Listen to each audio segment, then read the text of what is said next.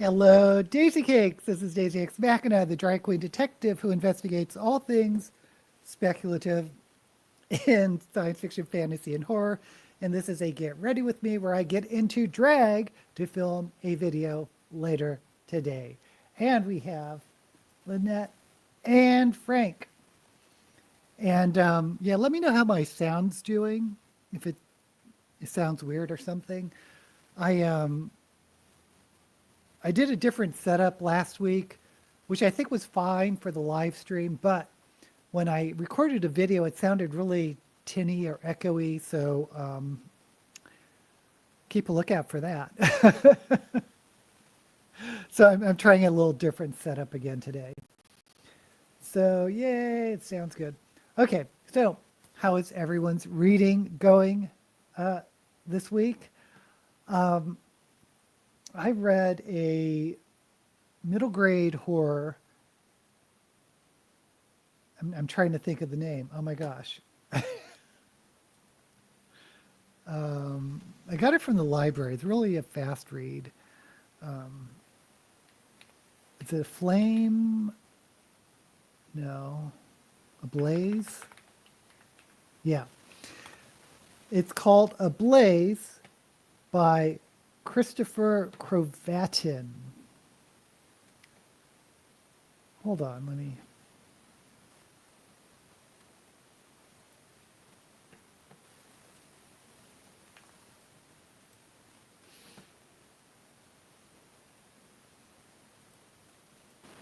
There we go. It's called Ablaze by Christopher Crovatin, and it was fine. My favorite short horror is K.R. Alexander, but anyway, no one here really cares. But then I finally picked up The Last Freak Show, which it was given to me by a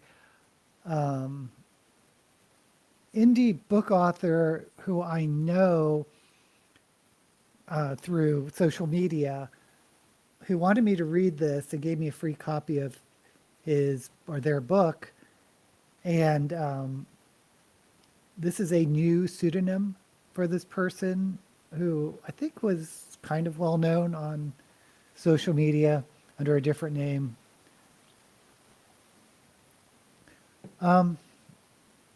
And I was expecting a horror book, and I believe it is a horror book.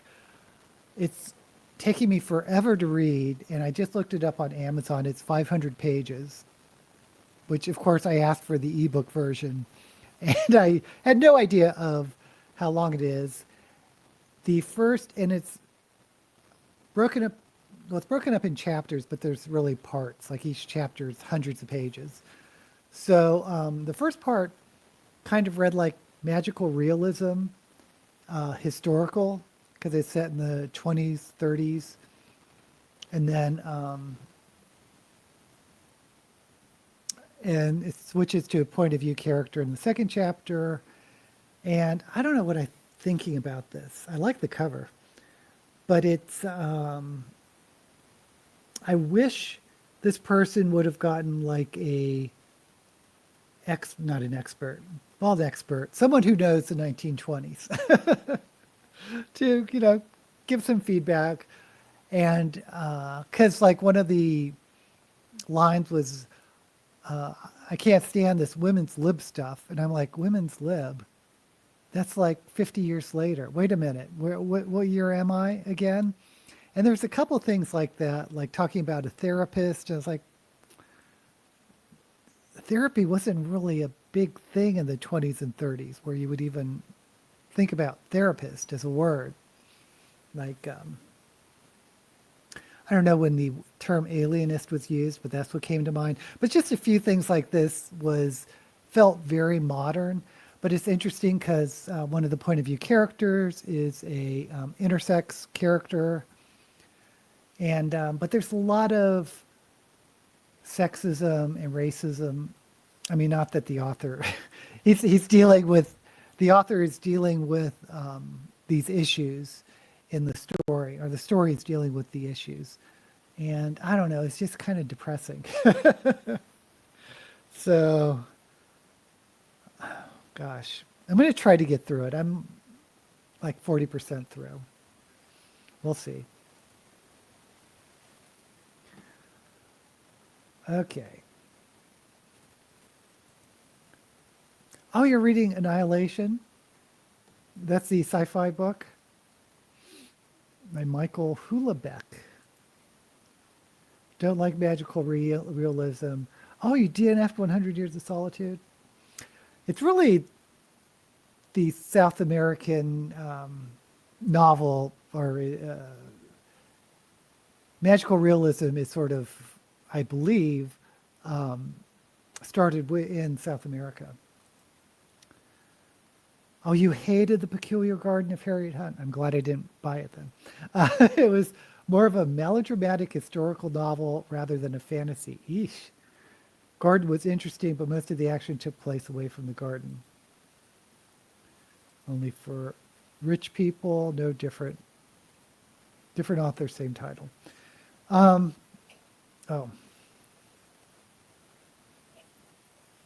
So Annihilation is not the science fiction novel I thought. Okay, so yeah, I kind of want to stop Freak Show. Maybe I'll just put it down for a little bit and read something else, because I am interested in the Grady Hendrix book I got. I didn't realize how popular he was, but now I know he's apparently quite popular, and I'm interested in sort of that historical in the 1970s setting of this witchcraft fantasy novel. Oh, Lynette also DNF'd 100 Years of Solitude, but she likes magical realism. So there we go. Okay, so I was thinking of just doing purple and yellow. And I'm thinking I'm going to try to refilm the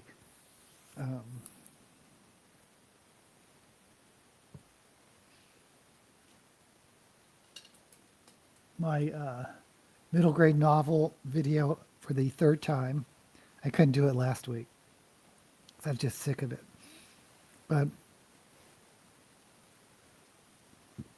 I may try it again. But I think I'm also going to film Shelve It or Shove It for next month.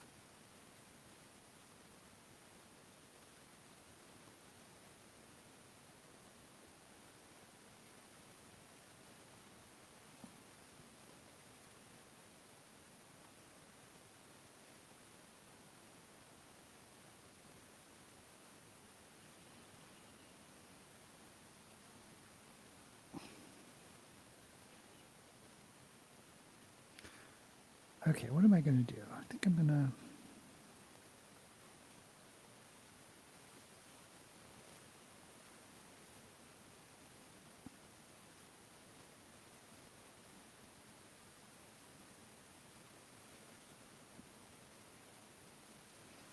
do that.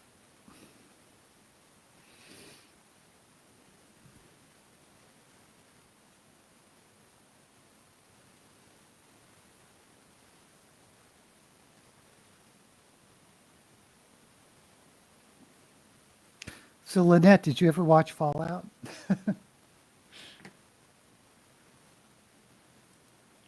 Finish Leonora in the Morning Light, which is a novel about the relationship between artists Leonora Carrington and Max Ernst. Heard of Ernst? Isn't he the bird guy? I don't know any of these people.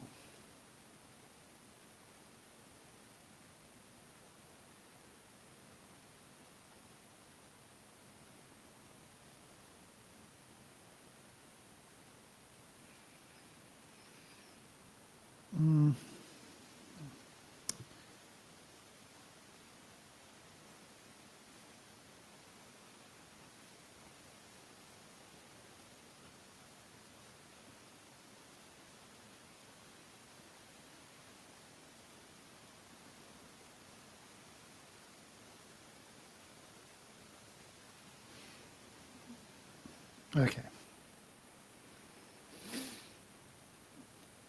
He was a surrealist artist. Hey, Tyrone. Um, Thank you for joining us. Thank you. But he liked to draw bird-like critters. Okay, I don't know, recognize the name Terry Townsend. So let's.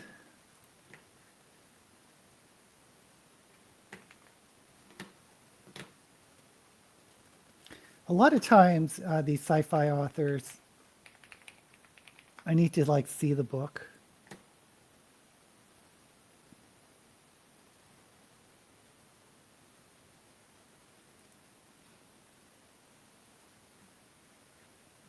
Oh, let me share.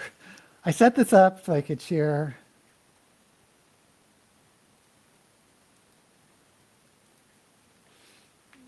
Okay, Larry Townsend, Leatherman's Handbook. The sexual event. What have you gotten us into? No, I have not heard of Larry Townsend. Am I looking at the right person? Yeah, sorry about that. I don't know Larry Townsend. For Pete Townsend, me too. He was arrested by the French because he was German, and he and Leonora both had to escape from the Nazis. Wow. I don't know Meg Ernst art that well. I love Leonora's art and writing. Okay. I think I'm going to try to go lavender.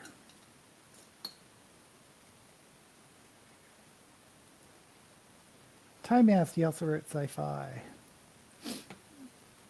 There are so many writers out there nowadays.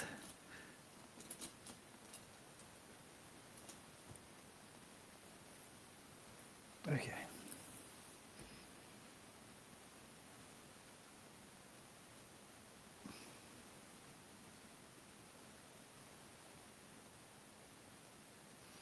Wrong brush.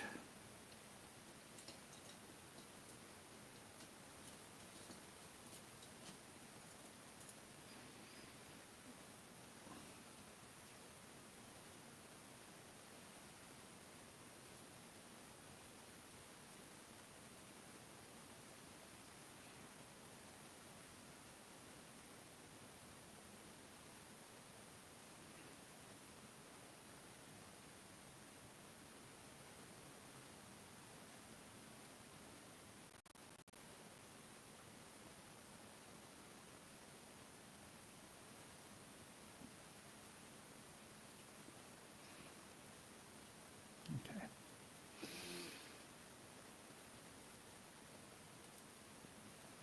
No more like convention short stories. He's a musician, guitarist for the, oh, yeah, Pete Townsend. I just started God of Neverland, which is an adult Michael Darling has to search for Peter Pan, who is missing. Oh, which is an adult Michael Darling. Oh.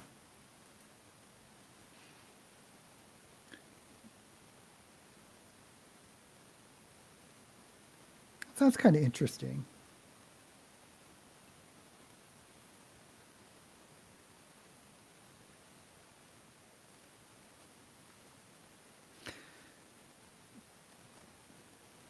Kind of interesting that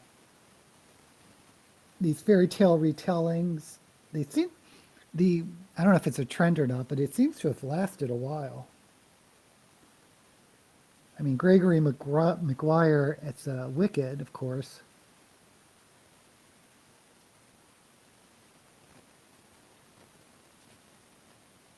Well, wasn't the first one? I mean, you know, the first fairy tale retellings that I recall was Tanith Lee back in the 80s.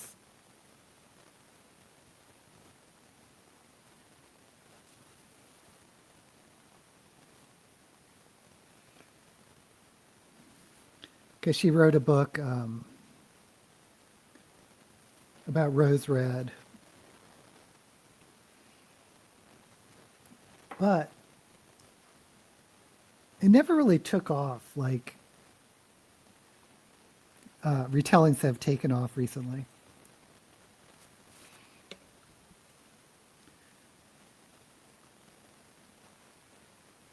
Probably until Wicked.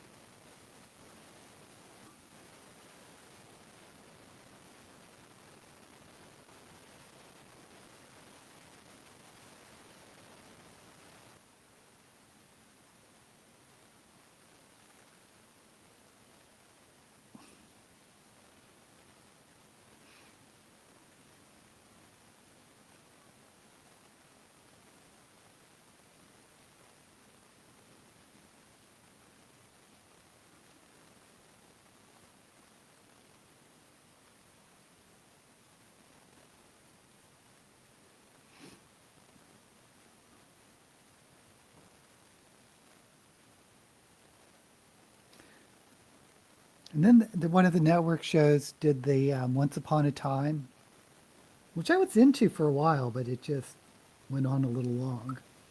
But about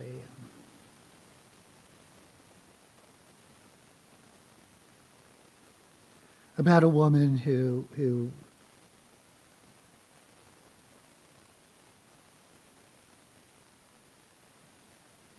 sort of a portal fantasy where she goes to a fairy tale like land where the evil queen and Rumpelstiltskin and Snow White are actual characters, are real people.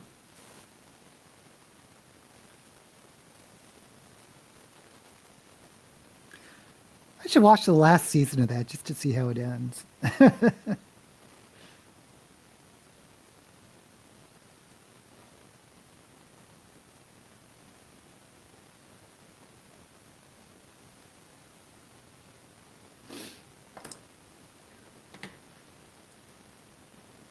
Oh, Barnstormer of Oz, of course, of course. Oh, Saitine, yes, Tyrone. I love Saitine. In the sequel, I think Hook somehow ends up in Wonderland, and Michael and Alice team up. Not Michael Jackson's Neverland.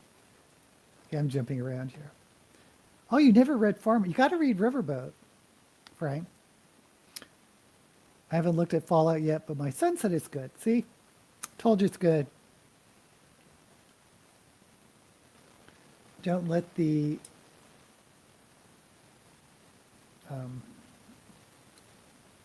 video game aspect fool you.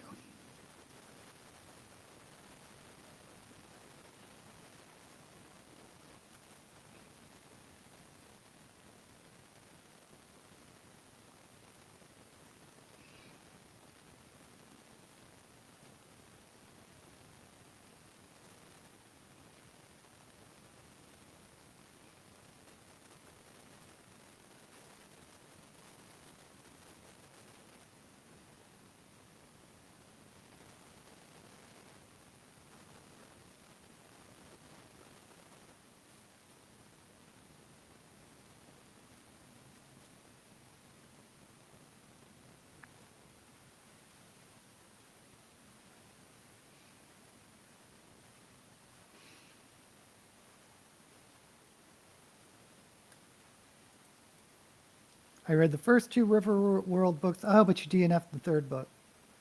I'm pretty sure I read most of the series, but I don't actually recall much details because it's been so long.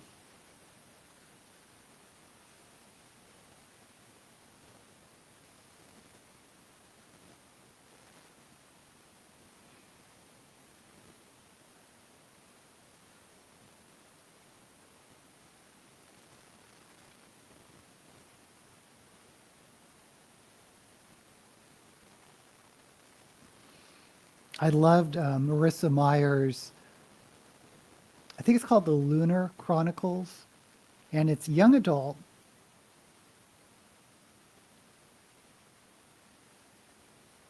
But it is so creative. It's so well done.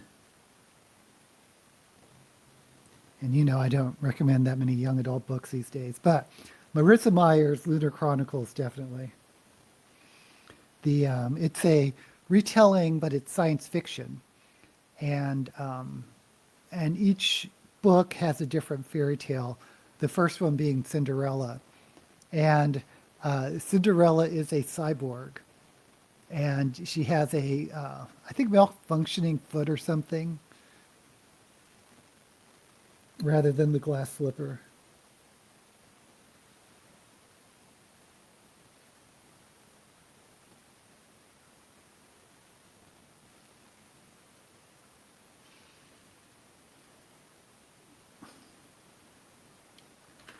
Okey-doke.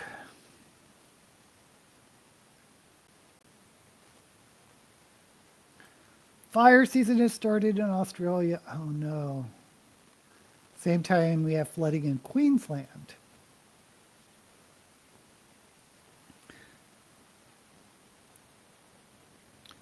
Well, thank goodness the Los Angeles fires seem to be under control, but boy.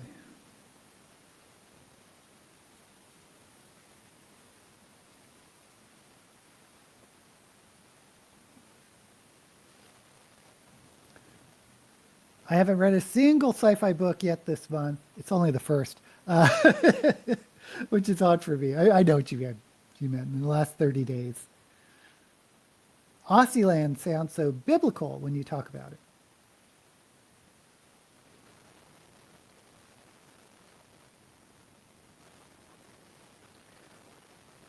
Well, if you give, I think the first book in the Lunar Chronicles is called Cinder, and it is a romance. I mean, there is a romantic subplot. Of course, it's Cinderella, but it didn't bother me at all. Sometimes romances in young adult really, it's a bit much for me, but always the exception.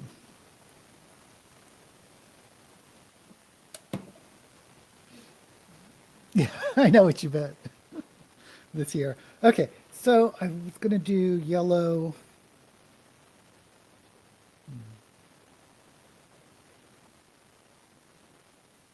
Yeah, I'm just going to do yellow.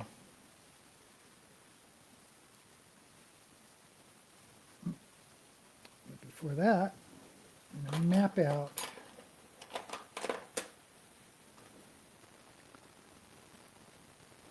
No Mom by Nick Harkaway. No Mom. Tell me it's a mother gnome.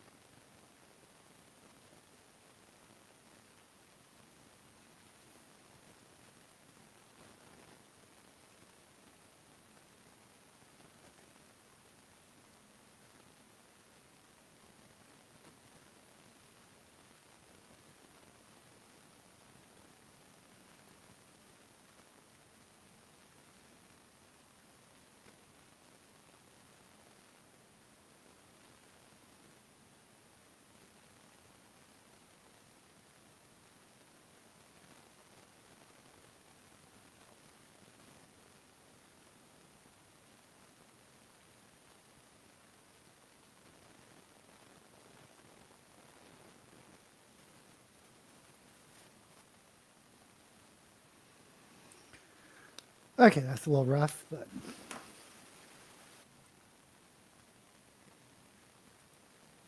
don't think so. I joined Kobo, which is Canadian. Will buy all my audiobooks from them instead of Amazon. Yes, Lynette is purging Amazon from her life. Shades of Orange recommended it. Blow against the empire.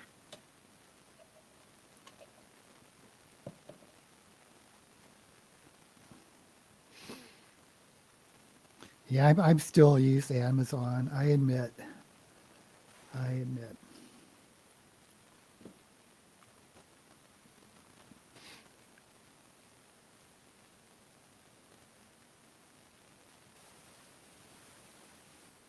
Okay.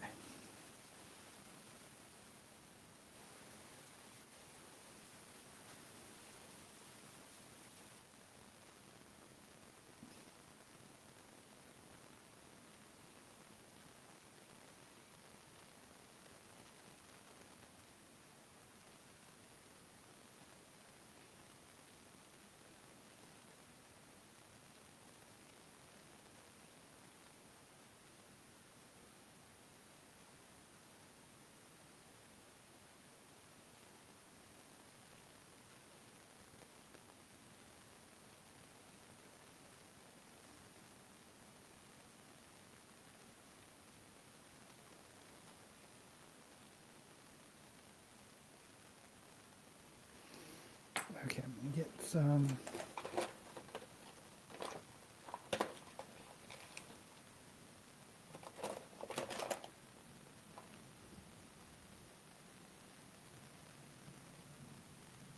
I thought I had loose yellow. Oh, here it is. Or I could use this.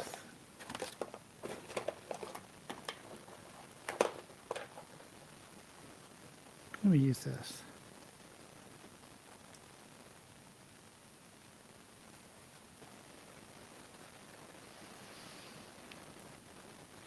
On Prime Now, which I swore I'd never do. I'm also boycotting American jigsaw puzzle companies.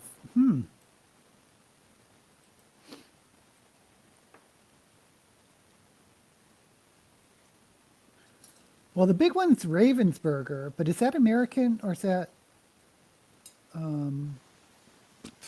German?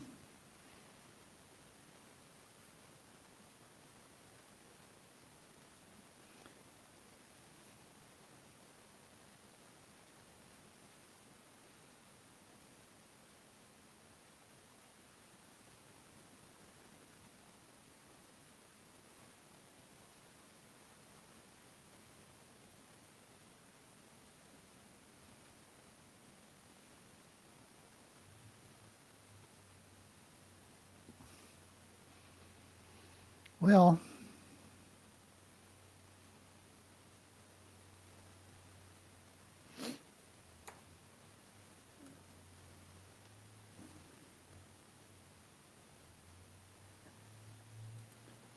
Ravensburger is German.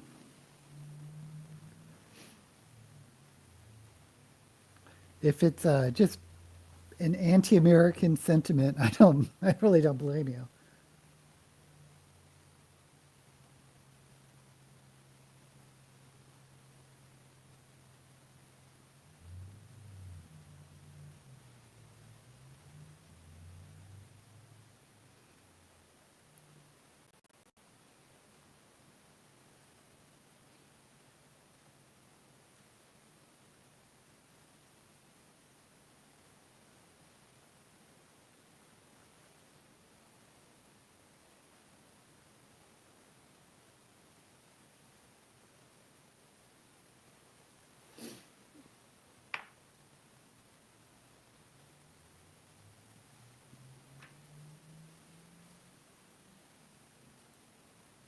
I'm supporting Canadian companies.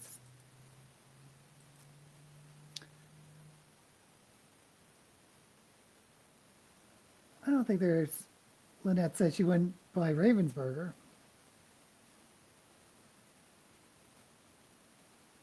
Of course, I only know this because of Karen Puzzles, the YouTuber who talk about a niche subject.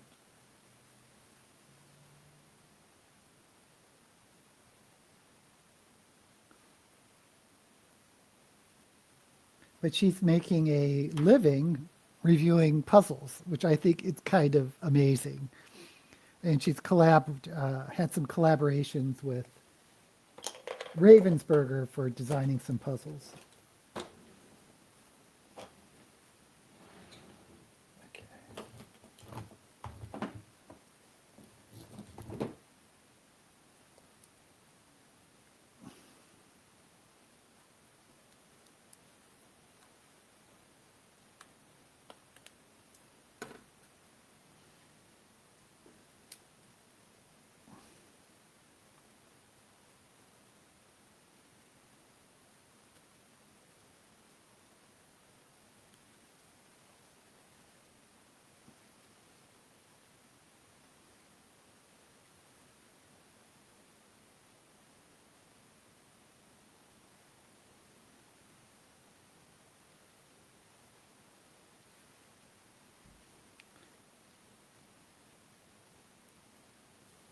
I'm trying to put on this chunky glitter, but I don't think there's anything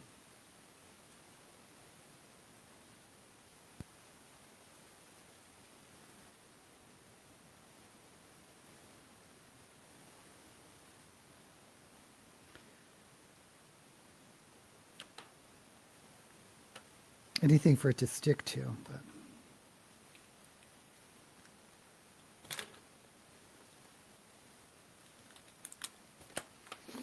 okay. What we can do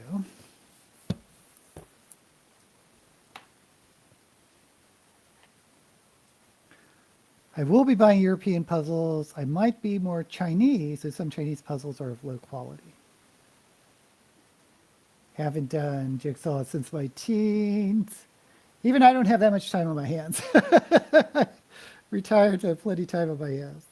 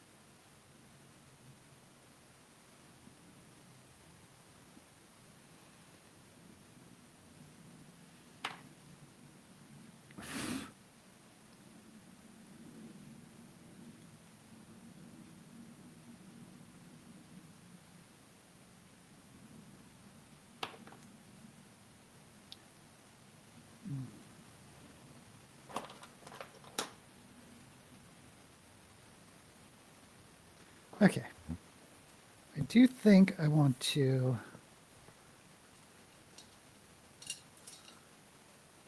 go in with a little bit of black.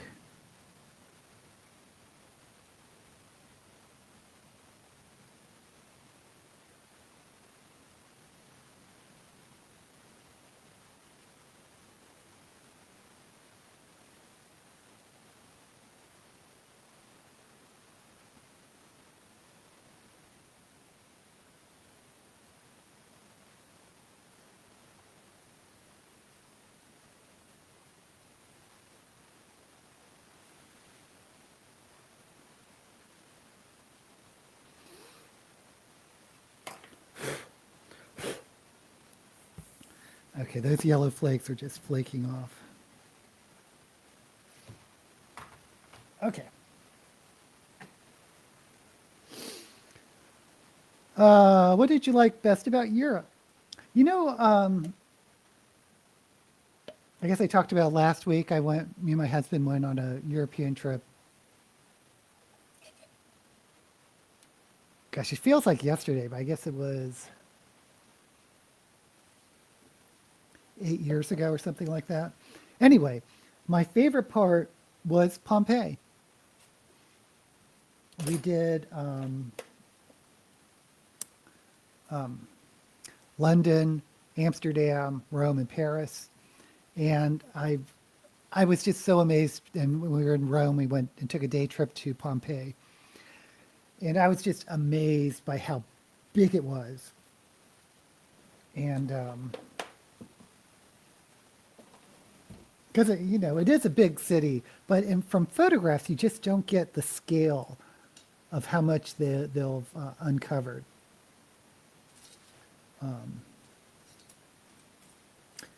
And second to that was the Gardens of Versailles in Paris.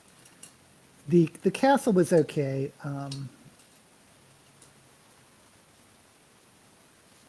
I would recommend just skipping the castle because the line is so long, and you see one castle, you've seen them all. But the gardens are amazing.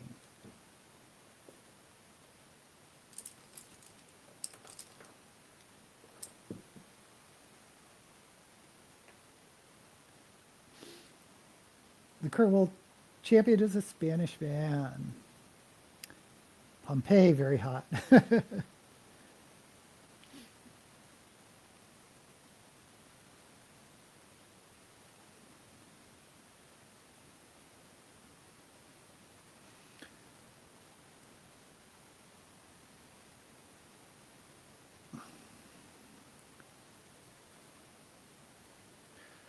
Okay, this.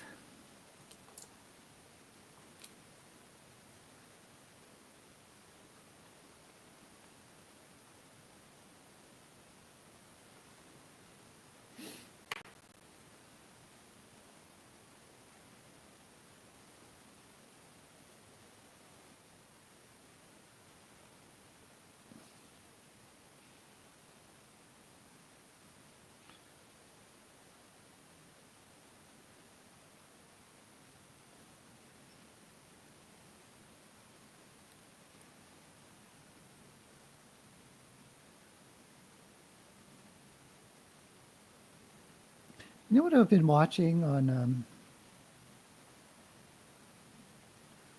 Well, I found him on YouTube, but the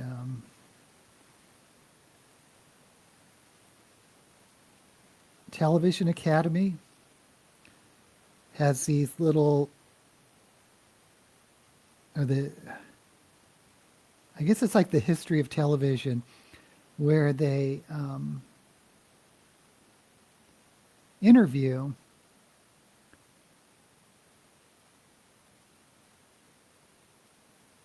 people in the industry, a lot of which, of course, are actors, but also like writers and producers and directors.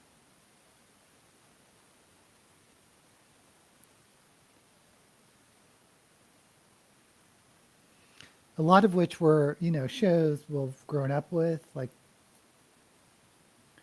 the golden age. I wasn't around for the golden age of television, the 50s, but, the Playhouse, 90, that type of thing. But also through like the 70s, Mary Tyler Moore, All in the Family.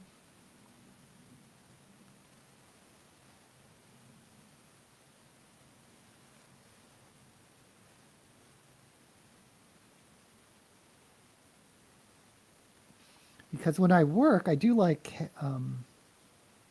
having something on, but I can't really like look or pay attention too much.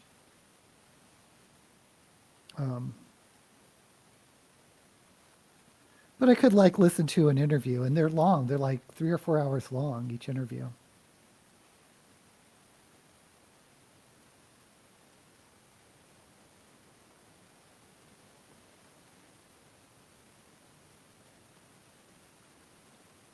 I forgot to do.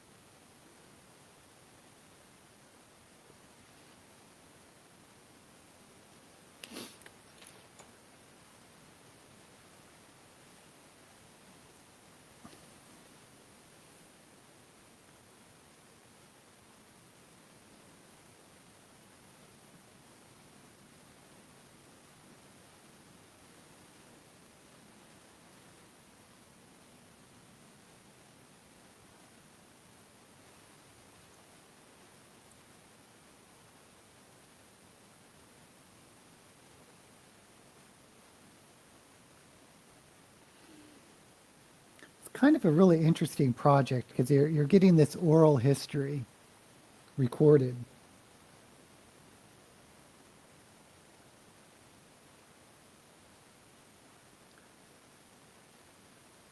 Of the people who were there.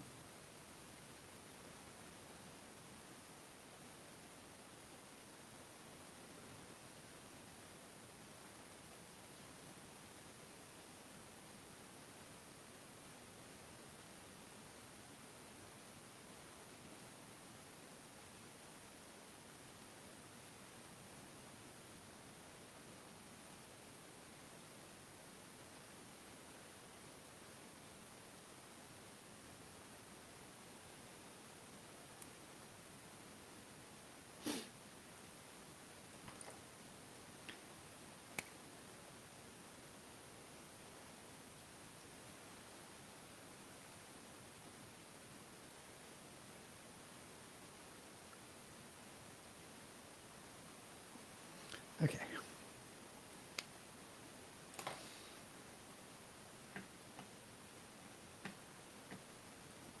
I don't think I would be a good tourist. I'm too impatient with long lines. Yeah, that was the thing. Because in Versailles, you would take this train, and the trains in France are kind of cute. But you take this train to Versailles from Paris, and there's these two entrances. And the entrance to the castle, there's this huge, long line. And the entrance to the garden, no line. You could just walk right in. It was interesting.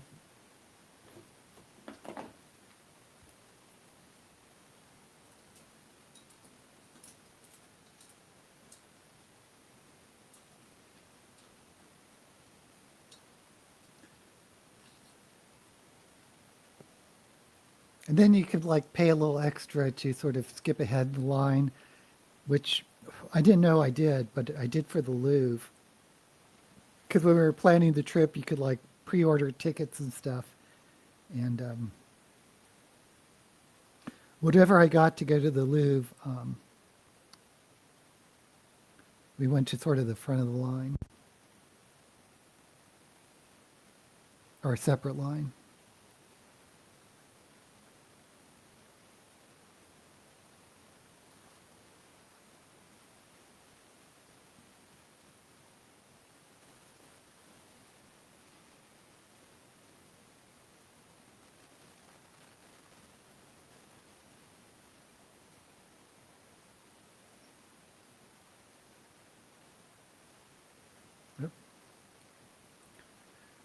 We don't need the madness of the crowds. I introduced my family to All in the Family, and they loved it. Great. All in the Family was based on a British show. Yeah, I don't know what the British show was. One of my sisters used to live next door to Carol O'Connor. Wow. Till death does us part. They even had a German version. Where the dad was not still. Oh, gosh. Oh, gosh.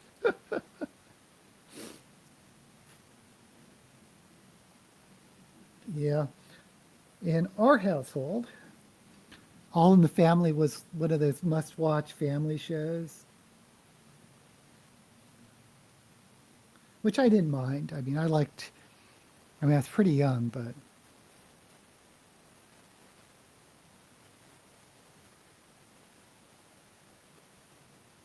because you'd have to watch the same shows your father liked. And my father loved All in the Family. I think I mentioned last week Gunsmoke, which I was not thrilled.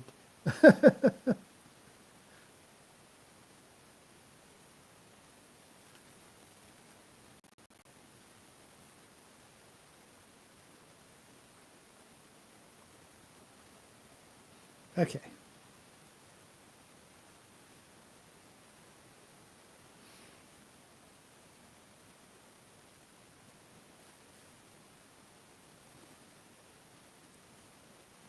Oh, another one I remember is the Waltons. Everyone had to sit down and watch the Waltons, which I didn't mind again, but MASH was another one. But all in the family, my father, who was very conservative, he would like agree with Archie Bunker.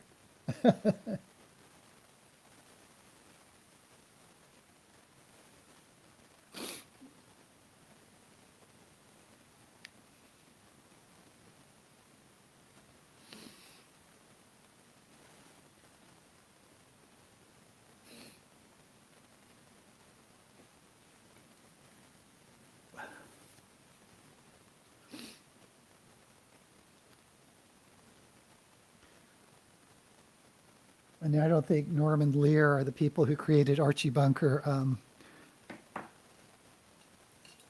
probably designed the show or wrote the show thinking people would agree with with Archie.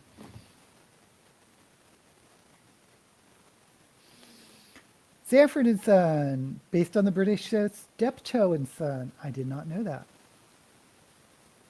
So interesting. Well, yeah, I knew about The Office. I didn't like Guns. Hey, DK. But I did enjoy Bonanza. My favorite Western was Cheyenne. Yeah, I don't know why. I just was not into Westerns.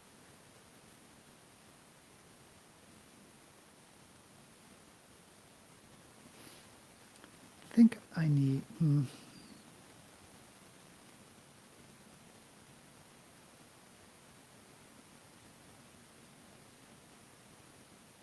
I'm just going to leave it like this. I was super into, well, you know me, science fiction. There wasn't much fantasy going on back then, but Star Trek was my jam.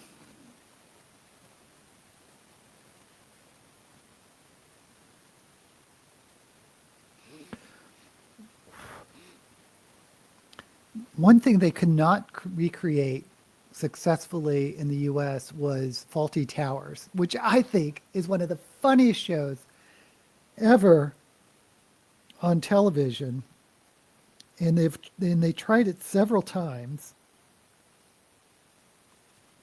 to do a version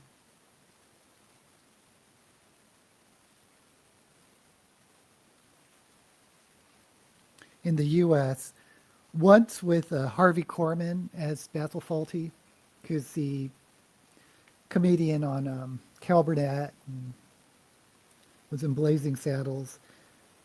And then they tried to do it again where they reversed genders. So Basil was placed by a woman, an actress you may know called B. Arthur.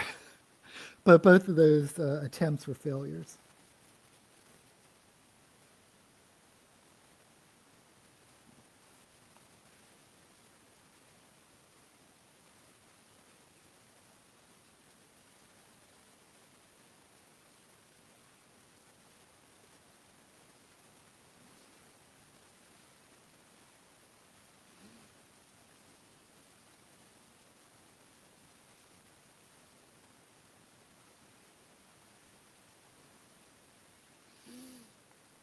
Okay.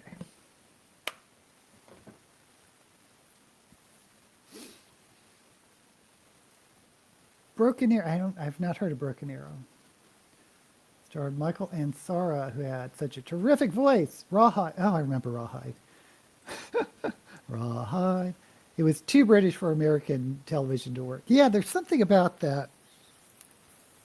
I guess that type of humor.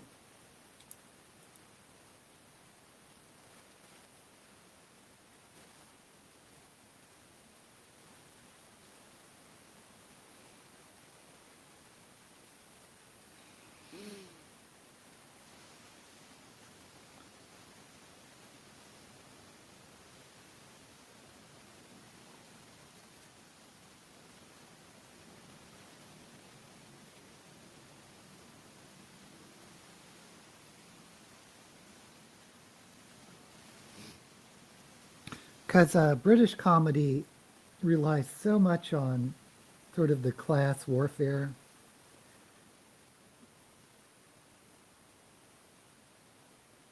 Or warfare is not the right word. Stratus, the hierarchy, I guess.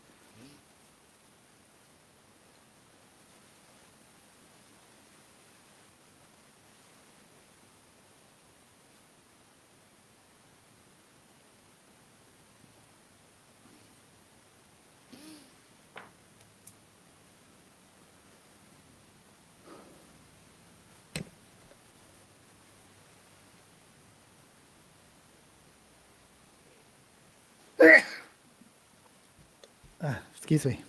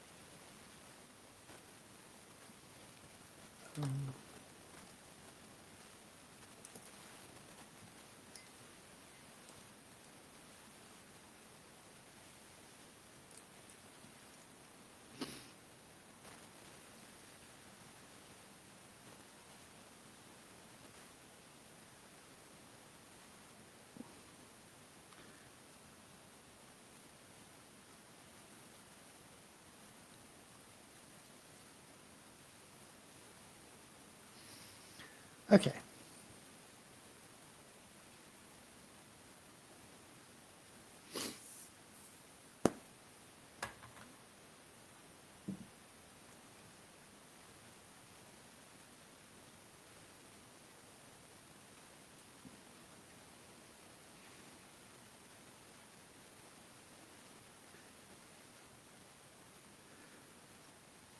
Hey, has anyone read much of flash fiction?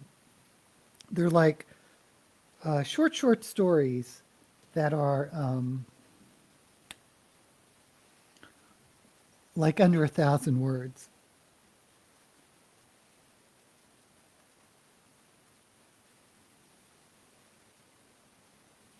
Which I think is kind of interesting.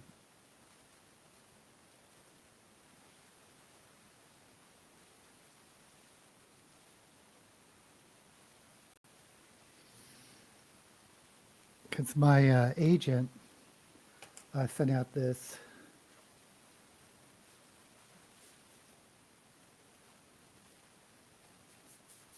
notification that that her clients could submit flash fiction or short stories or something to this online magazine, which pays like $20 or something.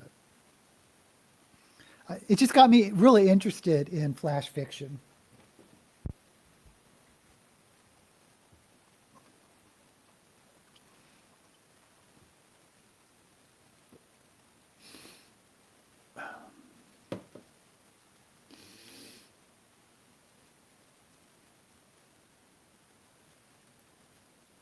Which Klingon did Michael? Oh, I know who you're asking. I have no idea.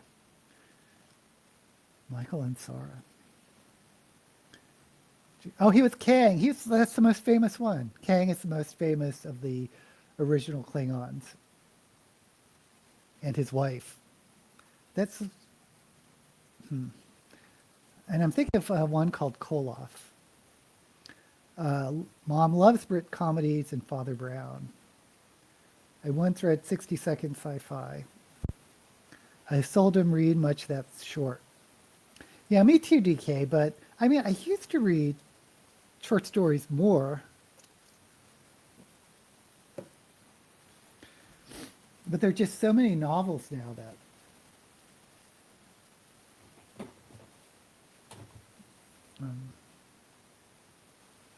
I'm just going to do... Maybe I should do a purple lip. Let me think about it.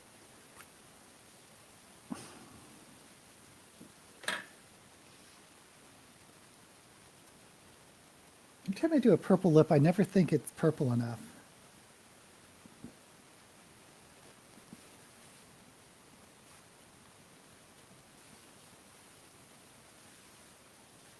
Yeah, I probably should do a purple lip with this look.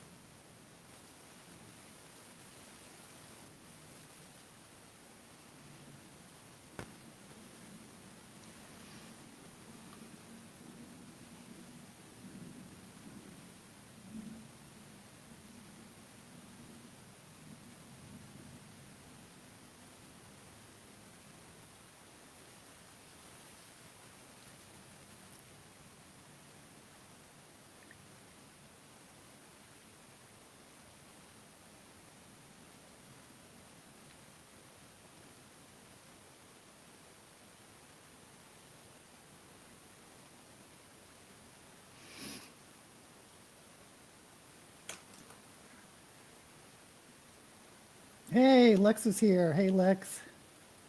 When is your When in Truth video? I think I'll put it out this Thursday, just because to keep it current. 30-second sci-fi. That a show like a skit? Just enjoyed the morning show. Snow. Okay. What was I going to do?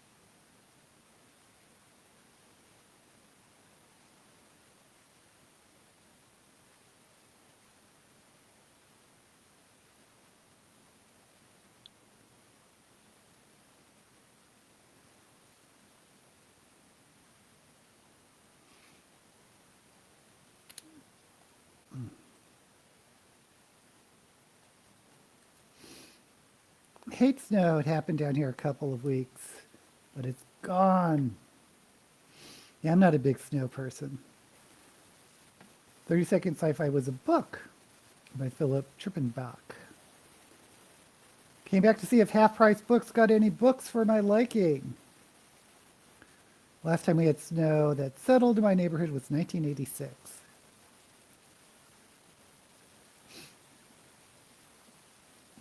Yeah, I've heard that. I mean, I haven't been here for it, but I've heard that once in a while it happens in Vegas. I mean, I've been around snow in San Francisco, but of course it never stuck.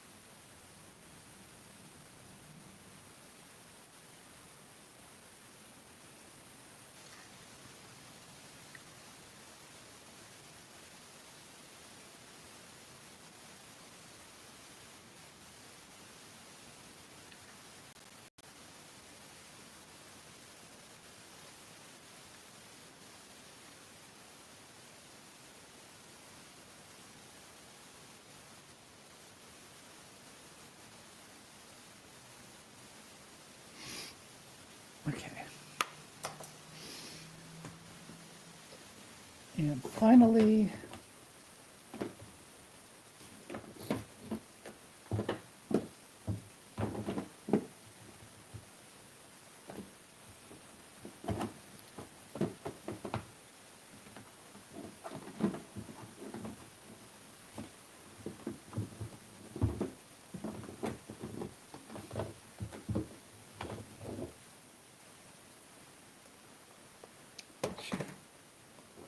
trying to find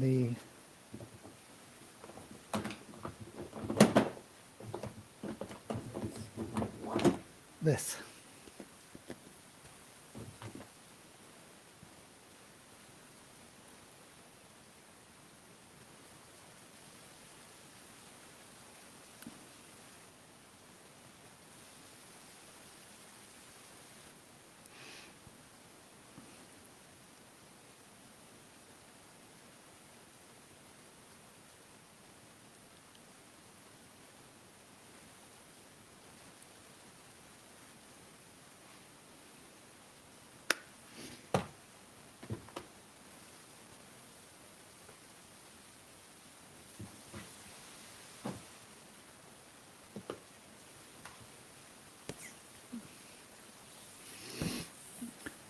Yeah, I just hate cleaning snow. I grew up in Western Maryland, and surprisingly a lot of snow.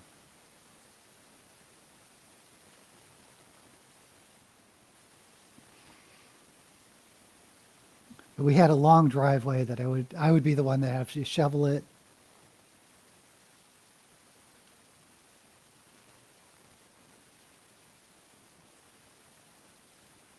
And then the worst was when it would like um, sort of sleet or get slushy and then freeze and then snow would go on top of it and then you'd have to uh, try to dig it out.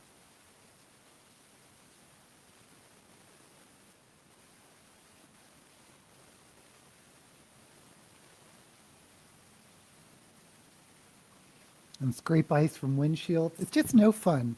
I mean, it's fun to visit for a day or two. Okay, anyway. So I think this is, no, eyelashes.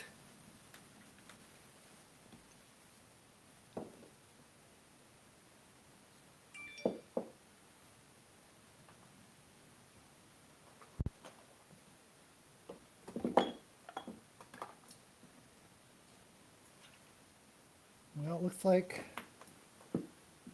I lost the eyelashes. Okay, we're going to go with, okay.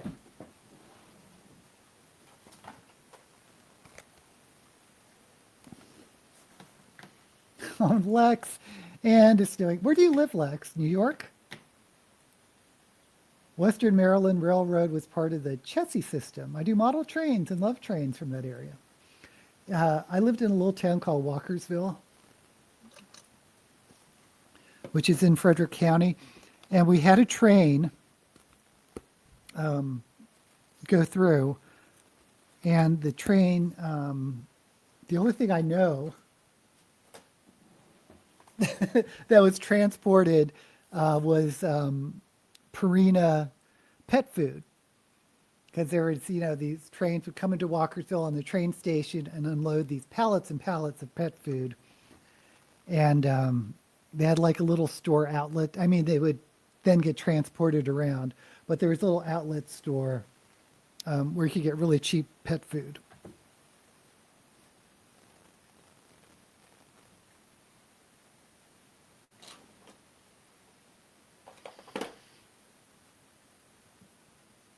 God, I haven't thought of that in forever.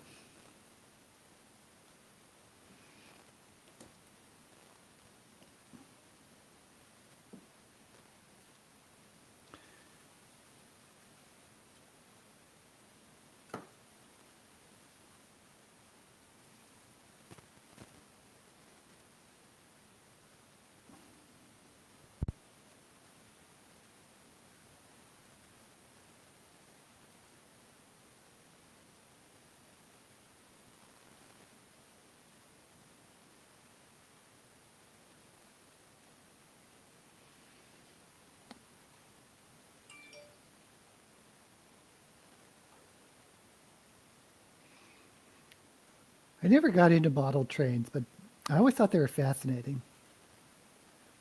Seems like an expensive hobby, though.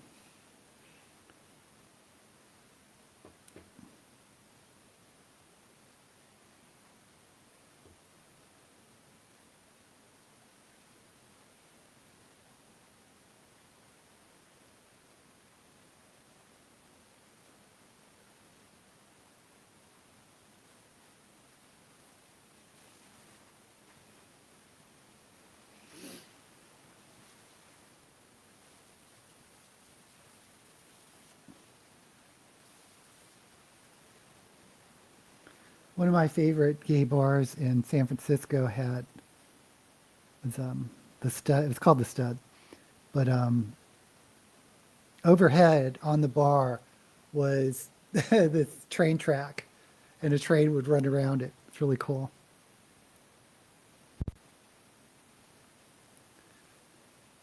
But like so many other bars, it has closed down, which was really real shock.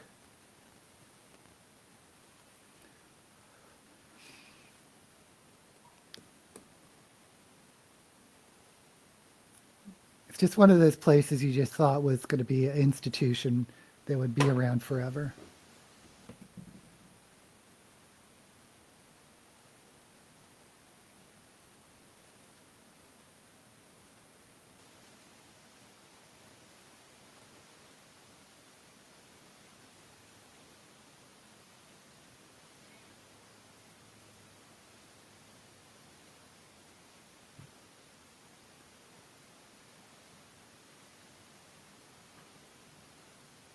But nothing lasts forever. Okay, so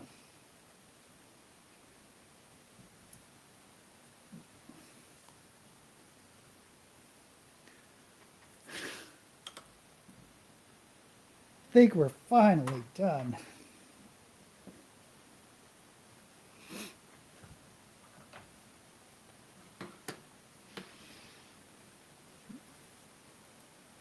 Probably have 150K in model trains. Oh, DK, I want to see pictures. Quite a bit of room. Yep. Used to watch B&O trains when I lived in Virginia. I had a toy steam train during Christmas of 1989. You must be rich or crazy, or both. It's not mutually exclusive. There's a cafe in Japan that has trains and cats. The cats lay down in front of the trains. Not rich after buying trains. Well, did you spend 150K or did, through the years, estimating what you have now, is it worth 150K?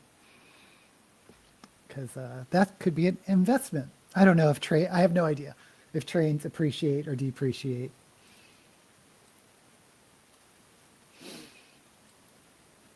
I want to see that place.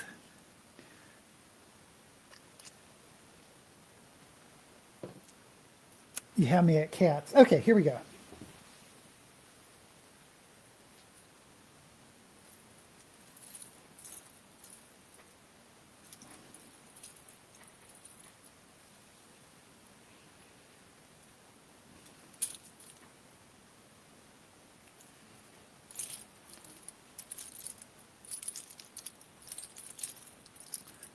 It's kind of a crazy necklace.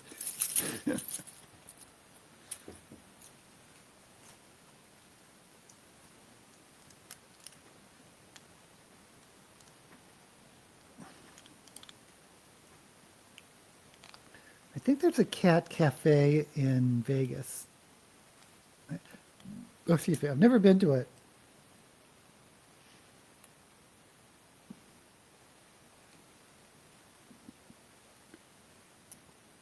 I think I saw it on a map, but it's for like, it's also like a cat adoption type thing. And I would probably get a cat or bring a cat home if I went there.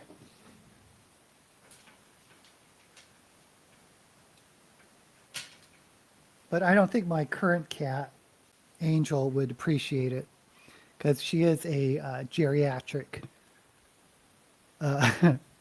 According to the vet, her age is now makes her a geriatric cat. Okay, this is the wig.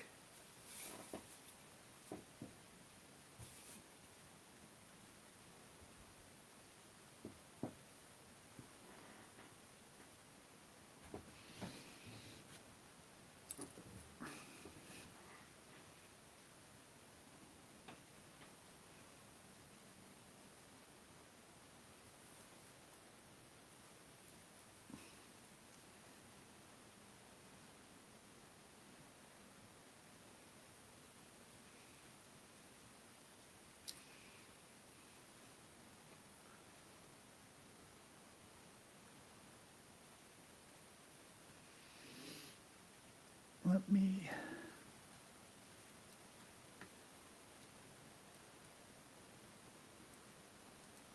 Okay, so this is the final look. Well, let me put on some gloves. Where did I put my gloves? Oh. So purple and yellow always seem to go good together. And I probably should have done gold lips. But this is fine.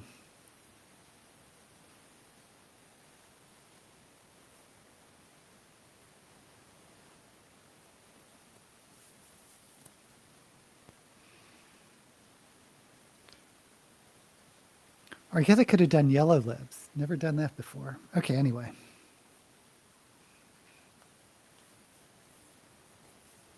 Yes. The final look. Thank you, Frank. Thank you, Lynette.